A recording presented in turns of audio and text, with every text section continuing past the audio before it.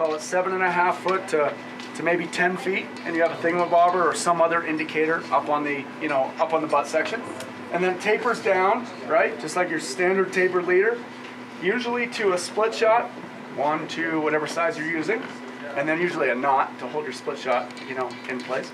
And then usually one fly and a second fly, whatever distance past it, call it 18 inches. That's your most standard nymph rig that I see out there. That's probably how we all learn to nymph, right? I see a couple disadvantages to this rig. One being this indicator up here on the tapered section. For many people, it's nice to be able to, you can loosen this up, you can slide it around, but the disadvantage I have with this rig is that you have all this tapered section, which is usually thick, and it's sitting up in the top column. That top column tends to be the fastest water, okay? So that fast water that's moving is moving faster than the water that's closer to the bottom. Stuff on the bottom is moving slowly, and that's where your flies are and your weight is. So my issue with that is you're trying to mend and adjust for drag, okay? So the rig I'm going to show you, it's an elevated rig that you basically high stick above the water, and then it's going to be straight tippet going into the water. And it's usually thin tippet, but that thin tippet cuts the layers of water a lot quicker than, say, a tapered rig. That kind of makes sense? Everybody get that? So this is your most common rig that I see. And the biggest disadvantage I see to this is that you're constantly having to adjust for this fast water moving up here while these flies are sitting down in slower water. The other disadvantage I think you have, for point of reference, current is always coming towards me. All right, so I'm going to kind of describe angles and stuff. Generally, if the water's coming to me and you cast upstream and you're standing over there, your indicator's going to sit here, your flies may sit over there, okay? And you have different currents, so this might be faster, this may be a little slower. So again, you're trying to adjust this indicator back and forth, all this mending, and you're trying to keep this indicator attached somehow to your flies, so when the fish eats, in theory, the indicator goes under. But what happens is, you're crossing all these different currents. What I'm going to talk about is more of a high sticking technique that allows you to fish right in that one current, okay? And I'll explain that here in a second. But in Czech nymphing, don't you want your line to go faster than... You actually want your line, in Czech nymphing or this European nymphing, you want your line to be going slower than the water, okay? But the angle, which I'll describe in a minute, you're going to lead it slightly. Yep, and I'll describe that a little clearer in a second. The other disadvantage I see with a lot of these kinds of nymph rigs is that you get a lot of hinge points. So when you come down to your split shot, in my opinion, that's a pretty significant hinge point. That weight is going to pull your flies down, which is what you want it to happen. But there's also, it's creating a funny angle in here so that when these flies are coming down, they might be higher, they might be lower, but when the fish takes it, you've got hinge points in this leader. So that's a disadvantage to me. And the other disadvantage that I'll try and overcome as well in my setup is tying eye to bend. Okay, this is pretty common. I think a lot of people do this, particularly if you fish dry dropper, and that's the time when I use it the most. But when you have two flies and one is attached at the eye and one at the bend, particularly on picky fish, I feel like lots of times those fish will eat it and they can actually push it or spit it out. And the reason I've seen that in some ice fishing applications where you can actually see the fish eating jigs underneath, and you watch them hit the line and literally they spit it out. And again, these are all my personal preferences. It's kind of what I think in my head. I really don't know, but I spent a lot of time looking at this, and I'm going to show you a knot that you don't have to connect and have these hinge points where you have it off the eye and off the bend. Does that make sense? And the last part I'd say is lots of times when you're fishing two nymphs and split shot, I think again you get these funny angles where lots of times we fish that little tiny midge off the very end, and then you have your split shot and you have your weight flying. I think you get some of this going on where you get a nice drift on that last fly, but I don't feel like you're connected to it. I feel like you miss quite a few strikes. They don't even register. You don't even know what's happening.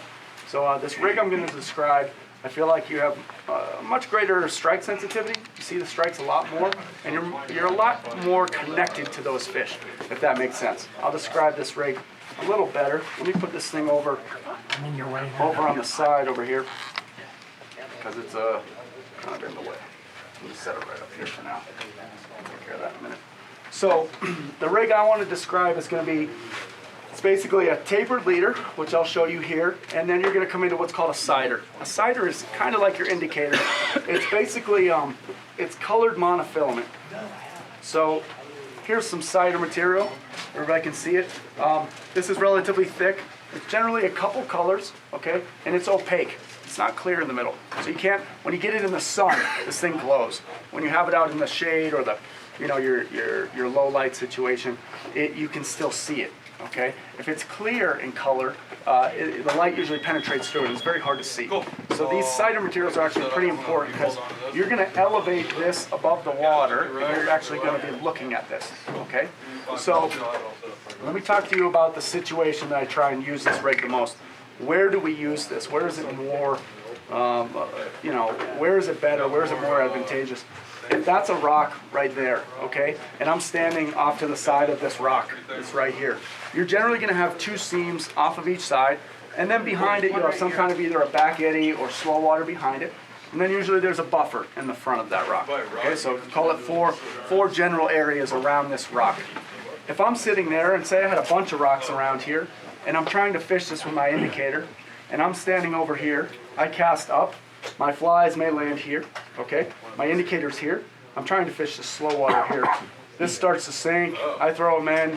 It starts to sink, I throw another man. Your flies are in completely different currents than your indicator, okay? So that to me is the biggest disadvantage of the indicator system in broken water. What I like to do with this high sticking technique is I'll be able to cast, you have to get closer to it, but you cast upstream, and you want the flies to land right in that kind of current seam that you're looking at, and then you're going to elevate your cider above the water, and you're going to have straight tippet coming down to those flies, and you're actually able to fish that one current seam without crossing over. Does that kind of make sense? People, my little, you know, river here kind of makes sense what I'm talking about? The biggest advantage to being able to high stick nymph or European nymph is to be able to target very specific current speeds and not be crossing over them and trying to adjust an indicator, all right? So the basic concept is that you need to be a little closer. You're going to use a longer mono leader that will have a cider in the middle of it, okay? Your cider, all it is some kind of colored monofilament, okay, so you can see it. And then you're going to run straight tippet, which is going to cut through all the columns of the water. It's generally thinner tippet than what we might fish. I personally generally fish a lot of 5, and then I'll go to 6 or 4 or even 7, but I'm using lighter tippet to try and get sink rates and to try and cut through the water. The thicker the tippet, the more the currents are going to affect it, all right? So the thinner the tippet, the quicker those flies are going to drop, and the more that the current is going to go around the tippet. That kind of makes sense? Again, if you're using a long tapered leader, and you've got that fast water on the top, that current is going to affect the drift in all different directions. But if you have real thin, say you used a bunch of 7X, and you put it right through the water, that water's going to cut around it very easy. There's very little surface area to kind of catch the currents. That kind of makes sense? So you're going to have this, and I'll show you this rig in depth, but you're basically going to have this cider suspended above the water, and you're going to lead it, all right? So you're going to cast up, if my rock is that guy right there, all right? You're going to stand at about a 45-degree angle, and you're going to be fishing upstream, all right? And generally, I'm going to be closer to it. I'm probably going to be within, call it 20 feet, all right? But I'm behind the fish. The fish are all facing generally upstream. I'm behind the fish, and I'm trying to cast up in front of them, and then drift down in the current down to basically parallel with me. I'm generally fishing upstream. A lot of people that, maybe some of you guys have Czech nymphed before, a lot of people are used to seeing people nymphing real close to them and right in front of them. That is a technique to do, but the technique that I do the most, and the technique I like to describe, is more of this European technique where you're casting upstream, fishing back to you. All right? So again, it's a long mono leader with a cider in the middle. You cast upstream, you allow those flies to sink, and you elevate the cider above the water. So that's where the whole high sticking, long rod component of this comes in, is when you're casting, you cast upstream, you let the flies sink, and then you strip and you point your rod, not straight up, but at a 45-degree angle up, and you're going to get this kind of, basically that mono's going to sit above the water, cider's above the water, but all your straight tippet and your flies are sinking down in front of you and actually kind of coming along the bottom. And what you're watching as this drifts down, is you're watching this cider, and you want it almost tight so that when a fish takes it, you're actually going to see it stop and straighten out. All right? Again, this is kind of all theory. It's hard to show it right here, but what I want you guys to understand is that they're longer leaders, but you're not casting as far. You know, a lot of people with a standard rig, you say, well, I fish a 15 or 16 foot leader, and they're like, I don't get it. You know, it's really long. Well, we're not fishing a whole lot of fly line as well. Usually only a handful, 3 to 5 feet out the tip of the rod, and then you've got this longer tapered leader to a cider to flies. We use weighted flies, and you use longer rods. Generally, most people are fishing 10-foot rods. I'll talk a little bit more about rods and reels in a second. But you're high sticking this above the water, and you're trying to lead it, like just barely lead it. A lot of people think, okay, I need to pull my flies along. In theory, you're casting, you're letting it drop, and then as those flies start to drop, all you want to do is lift it to. Can everybody see what I'm kind of talking about? Basically, you're almost tight to it, and then you allow it to lead, and you start to kind of pull it down towards you. And you're looking for the visual strike. You'll actually see this thing stop. And when it stops, you set the hook. It's pretty eye-opening for a lot of people, particularly people that have fished with indicators a lot before. You know, this thing will stop. You're connected to those flies. That light tippet, you're so close to those flies, if something touches it, this thing stops dead. Whereas opposed to the indicator system, if you're crossing a bunch of currents and you've got an indicator on one current, flies in another, weight in another, I feel like you're detached from those flies a lot. If you read a lot about indicator nymphing or talk to a lot of guides, a lot of them will tell you, I think people miss a lot of the strikes. Subtle little, you've seen your indicator turn or something before and a guide will yell at you, you should set. You know, a lot of that has to do with, are you actually connected to your flies or are they slack and loose? When the fish eats it, what happens? Do they hold on to it and then the indicator finally goes under? Or if you're too tight to it, you're dragging a lot, you know? You're kind of pulling those flies. So in my opinion, in this technique, when you have a bunch of broken water, you can really kind of target those different seams.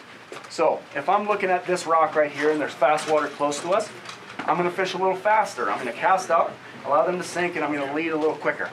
But if I make a cast behind this rock and that water is kind of boiling and moving really slow, I'm going to cast up and I don't have to keep mending this thing.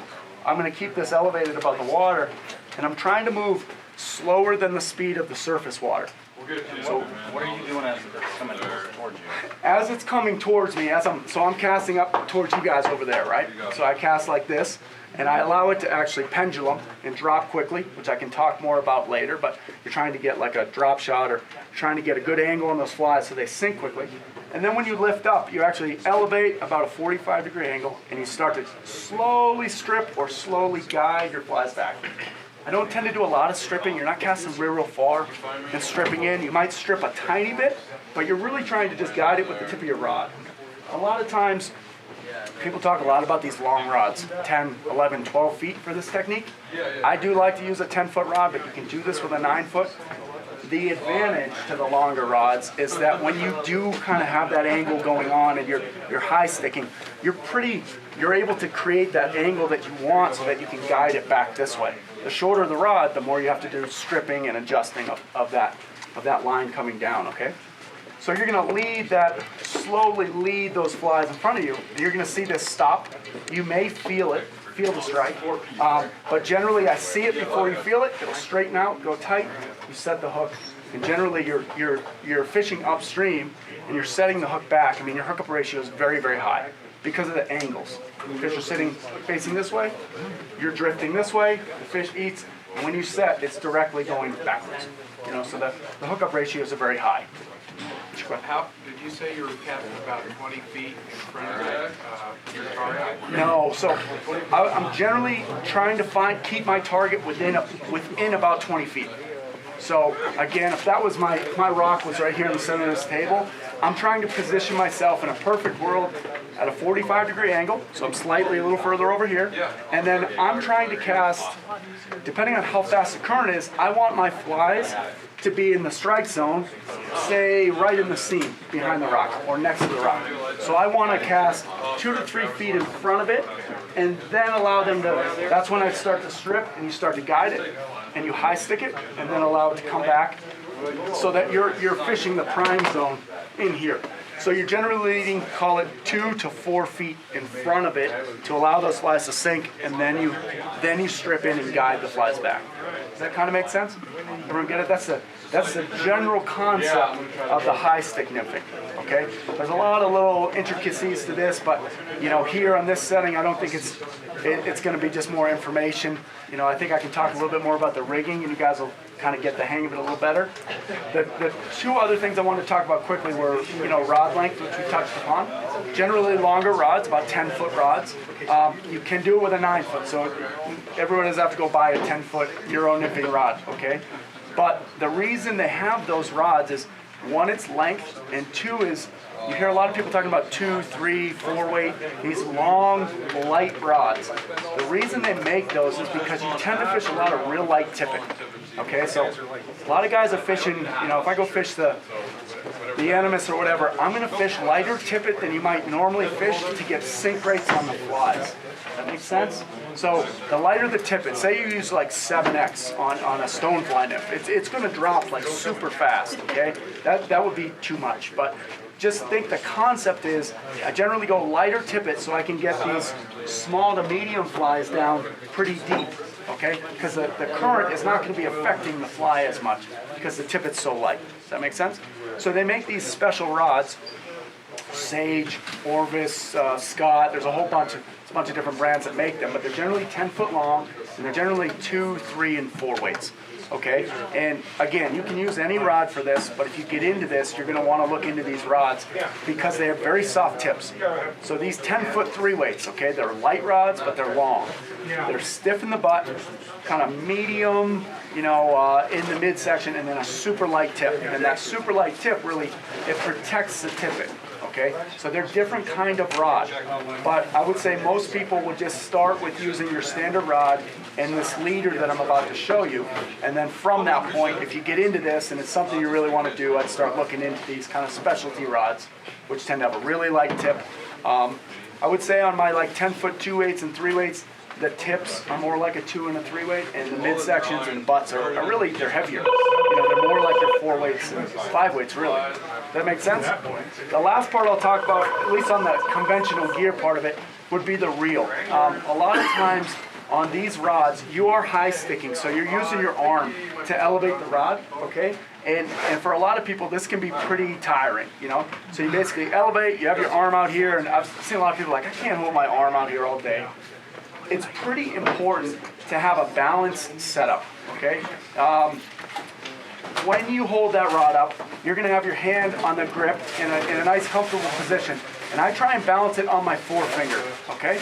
So what I'll do is I'll actually take the reel, I'll add backing to it, and then I'll set the reel on the rod, because you really don't have any fly line on the tip of the rod, so the balance point starts to change. Does this make sense?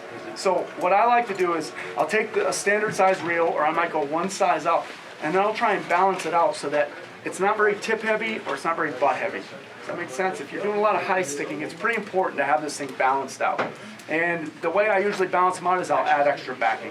So if this is something you're into, again, you can do this with your standard rig. You don't need to go change everything up. But if you get into this, I would look at the longer, lighter rods, and then I'd start looking at how do I balance this rod out so that it balances right on your finger.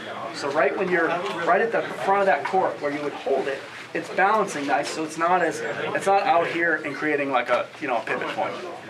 Does that make sense? All right. Let's talk a little bit about leaders and flies on this technique. You hear a lot about these heavy, Czech nymphs and stuff like that. Most of my flies I'm using these days are either jig patterns or they're just tungsten beaded. We generally don't use any split shot. You're trying to use the weight of the fly to get your rig down. I feel like you're connected to it much more. You don't have those pivot points that I was talking about. And the tungsten bead factor, you really can, they're 3 times heavier than brass. You can take a small tungsten bead and get down much quicker than you can with a brass bead. A lot of people ask me, can you use split shot? Of course, you can use split shot, but the way I'm describing this rig coming down, if you add split shot, you're going to start changing the angles of this, okay? So I like to use tungsten beaded flies, and I generally use a 2 fly rig, my heaviest fly at the bottom, okay? Those jig flies are important for two reasons. Jig flies are about 1.5 times heavier than a countersunk tungsten bead. This gets a little technical, so you guys, if I'm losing you, just give me a heads up. But a slotted tungsten bead on a jig hook is about 1.5 times heavier than a standard countersunk bead, so you can get more weight out of a very small bead, okay? And the other point of a jig hook, it's hard to see here, but the way that they orientate themselves is they stand up, just like any, jig, your old spinning jigs and stuff. I don't know if you guys can see this, but they stand up, so they go weight down, and the hooks tend to stand up. And the advantage there really is as they come down towards the bottom, and as you start to pull up with your line, they tend to bounce on the bottom a little better than say your standard, just straight eye with a countersunk bead. It does create quite a bit of difference. And then the last part of this is when you set the hook, it is a direct up.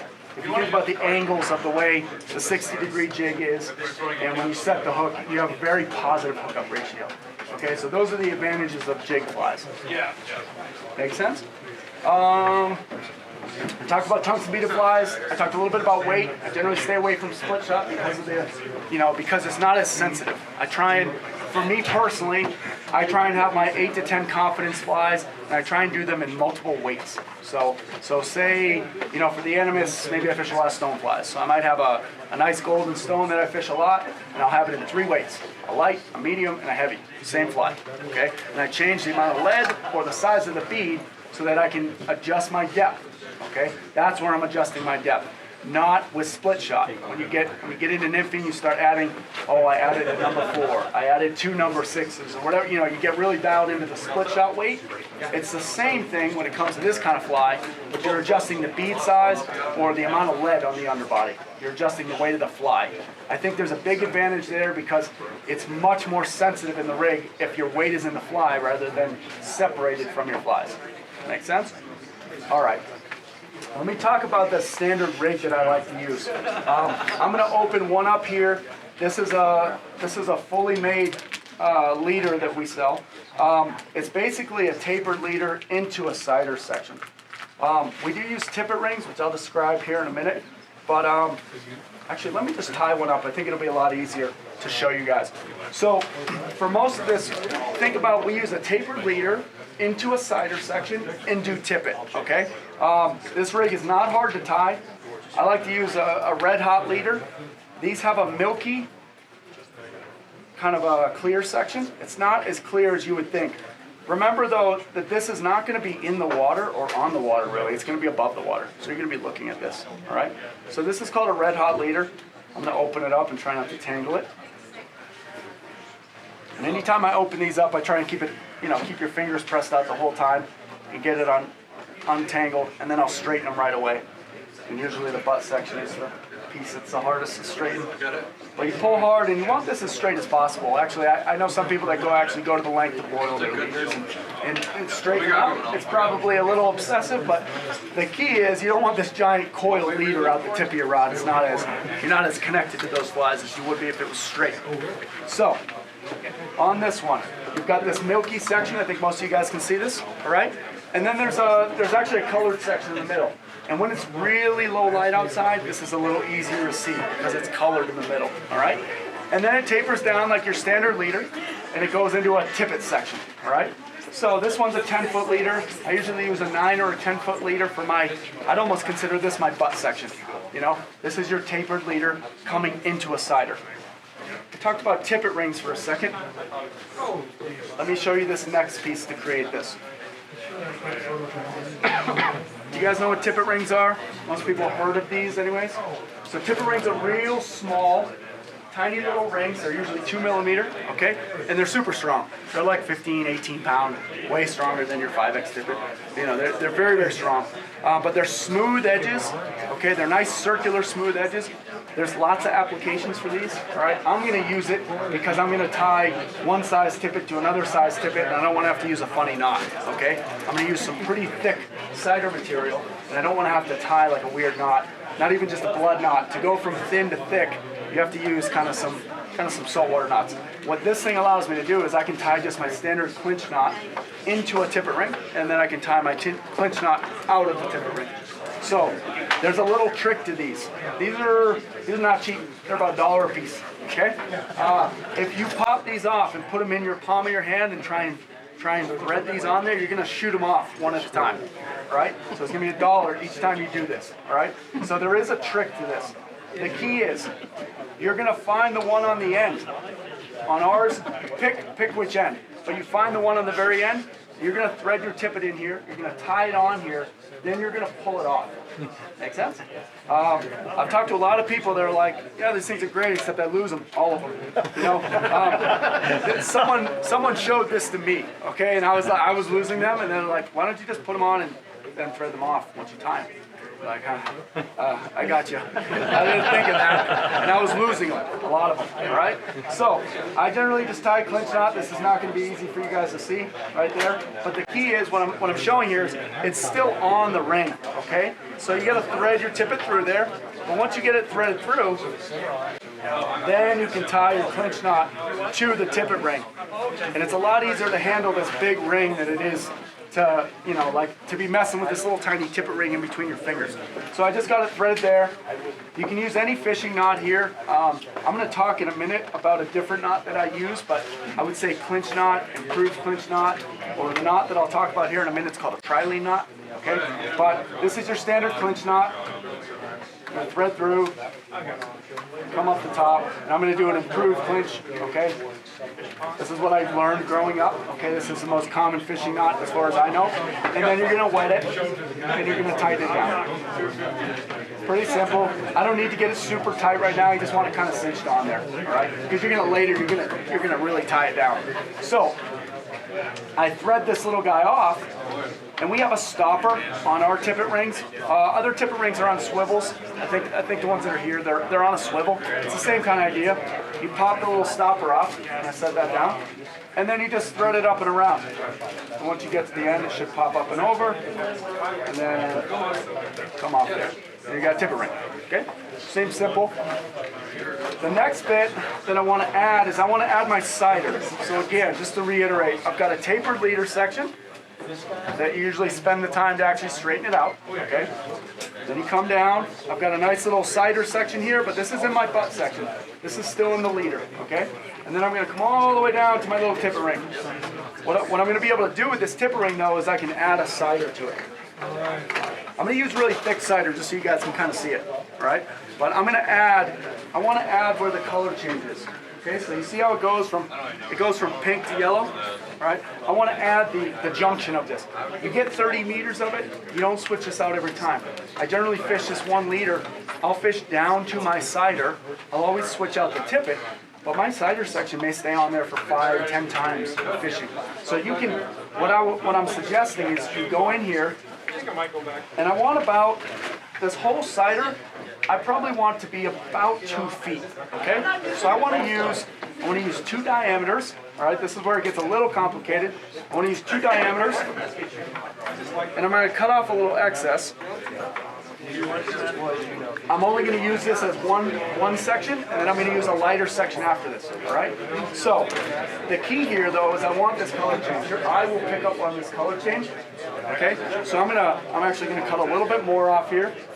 And like I said, it's okay to waste a couple inches, you have 30 yards of it, and you don't switch this out often, right? So you've got your little tippet ring here, and I've got for me, I like to go pink and then yellow, and I'll explain why I like to use yellow at the bottom.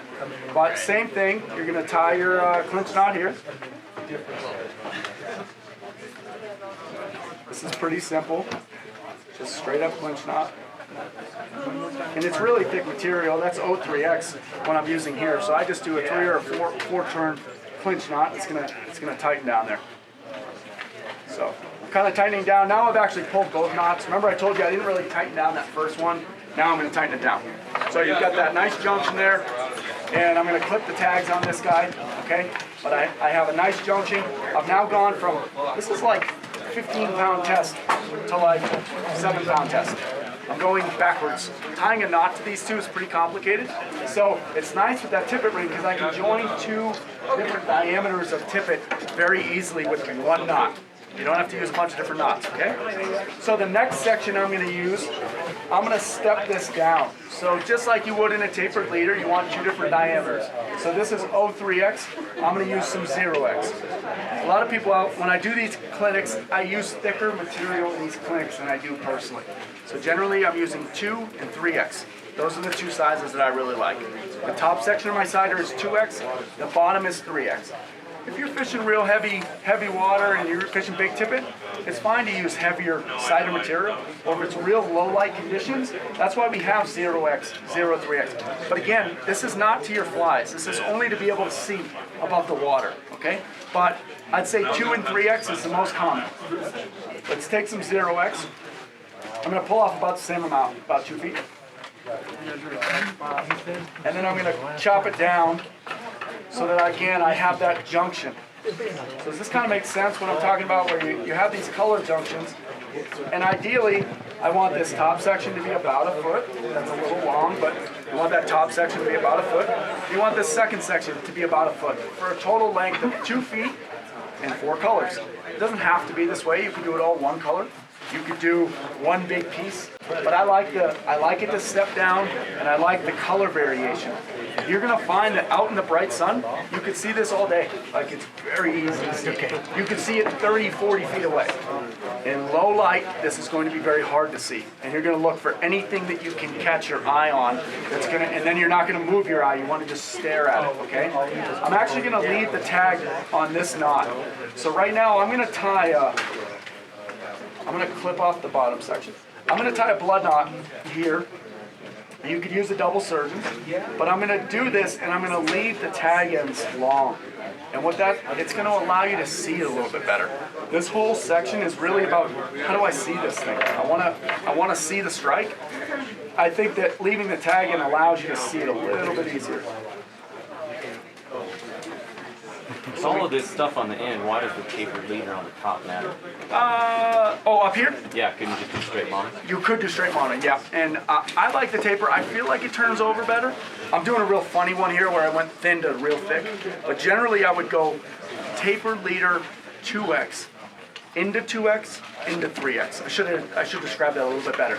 I'm using this one for demo right here, but if you had to ask me what is the most common leader out there, I'd say it's a 9-foot 2x tapered leader, into 2x cider material, into 3x cider, and that way the whole thing is tapering down. Yeah. Into 4 or 5. Yeah. Yeah, stepping down though. Always stepping down. I think that's pretty key. This one, for example, I just grabbed the one that I had. You know. So, cider section. Again, 4 colors. Can everybody see this? 4 colors. Okay, with one junction, tag ends sticking out. You don't have to do that. If it's a nice sunny day, clip them off. Because if you get tangled around those things, it's a pain, all right? But for visual, when you high stick this thing, okay, when I have this right here, that's really easy to see. Your eye can catch it, okay? Everybody get this so far? So 2x leader into some 2x cider using both colors, dropping down into 3x. Okay? Now I'm going to add another tippet ring right here. Tippet rings are pretty important in this rig. And you'll see why here in a second. My little tippet rings are right here. The only thing you've got to be careful here is that you want to pick the one on the end. Because if you don't pick the one on the right end, you end up having to, pull them all off and try and get them back on. Good luck. Okay? Pick the one on the end. And He's not kidding. You messed with this buck, right? I've not figured out that I should have threaded it on before I took that damn thing off the swivel. Yes, I didn't either until someone told me.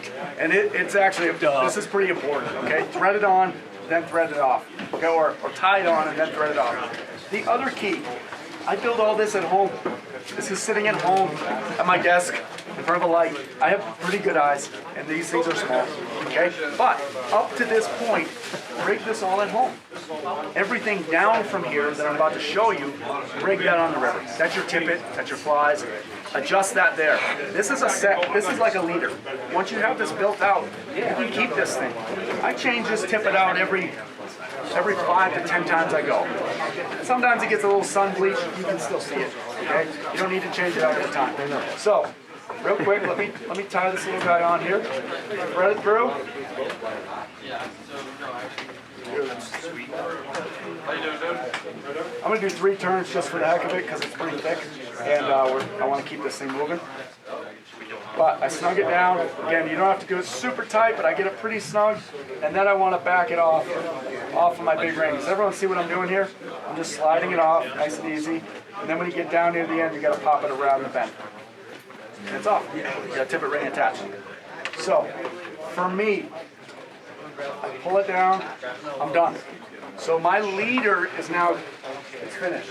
Okay, this is the leader. I'm gonna add tippet here that I'm gonna add my flies to in a minute. But this is your base leader. I would also clip the tags up here. I like to keep that middle tag because it's right in the middle of the cider. You don't have to do this, but I like it because you can actually see this thing move. Like you guys can see me pulling on this. It's very visual. This thing moves, it's easy to see, all right? The next part is kind of where you got to start looking, what size tippet do I want to use coming off of this? I generally start 4 or 5. If it's real dirty water and big flies, 3 is fine, you know? But the lighter the tippet, the faster these flies are going to get down. I wouldn't suggest you take your 9-foot super fast action rod and go try fish 7X on this rig. At 15, 20 feet away, when you set that hook, you're going to break off every fish that comes near it, okay? These soft tip rods are designed for the really light tippet. I would start with some 4X and then go from there, you know? But the lighter that tippet is, the faster those flies are going to sink, all right? So let me show you a couple more things in this rig, and then we'll move on. Question, do those long tags hang up on the guides? I think a little bit, but generally, that's a good question. Let me show you one thing that's pretty Or is it important. the length that softens it up a little bit? You're generally, those long tags are not going to come through the guides, and not even at the very end, because from the bottom of my cider, I'm generally going to run 4 to 5 feet. You know, when you start stripping in and you've got a 10-foot rod, generally that cider even stays out of the rod. You know, because of the angle. If you think about it, you're 8, 10 feet up. You know, that cider's usually out. The one thing that does get stuck in the guides and is your loop-to-loop. Okay, when you connect this to the end of your fly line, this would be a 3-hour clinic if I sat here and told you about all the different ways you could connect this to your fly line. All right, there are ways to make this basically knotless. Okay, there are splices out there. If you guys are interested in this and you want to get into it, look into splicing. Okay, but the loop-to-loop is the easiest connection. You can also use real small nail knots, okay, to nail knot them to your line. That's something that if you practice on it, it's a much smaller connection than a loop-to-loop. One thing you guys should understand though is when you're casting this, that you might have 3 to 5 feet of fly line out of the tip of the rod, and as you strip, this is coming back in. It's coming into the guides. That creates some pretty interesting kind of hinge points. You know, when you strip, you know, click, click, click, click, and it's a little more challenging. I would say as you want to do this more and more, I get away from loop-to-loops. That's me. Because you want to be able to elevate this, and as you come back with it, you want to strip a tiny bit. And when you do that, this knot likes to get caught. Okay, so I would look into, if you're into this, you want to really challenge yourself, start looking into splicing. It's not super hard, but I would look it up. I don't want to sit here and tell you. It would take too long to show it to you. But the other option would be small nail knots, 3 to 4 turn nail knots. It's very, very light, and you try and use like a little bit lighter butt material than you would typically use. Make sense? So the question was though, really, do those generally the longer taggins do not get. But there's a key here. I want this bottom tag to be quite a bit longer, all right? So when I do a double surgeons, I'm going to start up here at the top, all right? So again, this is my leader and my cider. I'm coming up here to the top. I'm going to come over the top and create a loop, and then I'm going to pass through twice. I'm going to pass the tag end and the full set of tippet through twice. You can do a triple. I think it's up for debate which one's stronger. I like a double, it's quicker. Do not use a blood knot here. The tags on blood knots are very weak. So you want to use the double surgeons or triple surgeons. And then here's the trick. I've created the loop, and I've passed through twice. You're going to slowly slide this to the left. You're going to take your tag end and your tippet, and you see how I'm holding the tippet with my left hand? And I'm creating this tag. I'm pulling it up, and I'm going to snug it down, and again, you're going to wet it real good, and then you're going to come tight, and you're going to have 2 different tag lengths. Can you guys see this? So the trick on this really is to hold it tight with this hand and tighten the knot this way. So I'm pulling that bottom tag. You want to use the bottom tag because it tangles less, But I feel like on this rig, you get a much better presentation on your bottom, on your top fly. So you've got, that's your tag. And for me personally, this applies to indicator rigs too if I'm fishing 2 flies. I feel like you get a much better presentation on that second fly. There are a lot of people that ask me, hey, does this twist? Does it tangle? Yeah, it does a little bit, but not enough where I'm willing to go eye to bend.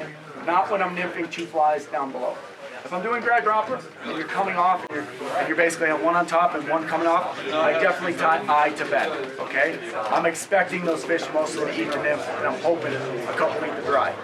When I'm fishing 2 nymphs like this, I want both my nymphs to be, in the zone and presented. I want them to eat both of them. So I think that's a significant advantage, okay? And then you have your bottom fly here, which will be tied on again with a tri-lane knot, and your top fly with a tri-lane knot. A lot of people ask me, where do I put my heavy flies for this technique? I generally, 80% of the time, am putting my heavy fly on the bottom and allowing it to drop, and then your high sticking. I want that bottom fly to be down on the bottom and the top fly just barely suspended above it because it's at an angle. You see? Like this. So they're both down in the column. That's your general leader for what we're talking about. Again, there's lots of variations to this. I do a lot of different things, but this is the most standard one that we use. It involves a tapered leader, usually 2X, 2 sizes of cider material, some tippet rings, and then some straight fluorocarbon tippet off the ends. I didn't really touch on this before. Fluorocarbon versus nylon. Fluorocarbon is pretty important because of the abrasion. Pretty good? Tom, fluorocarbon tippet versus nylon, I would go with fluorocarbon. Are we just about finished up? Fluorocarbon tippet. I think that's about it for now. If you guys have questions, we'll be here for the next hour or so. I think we're gonna do some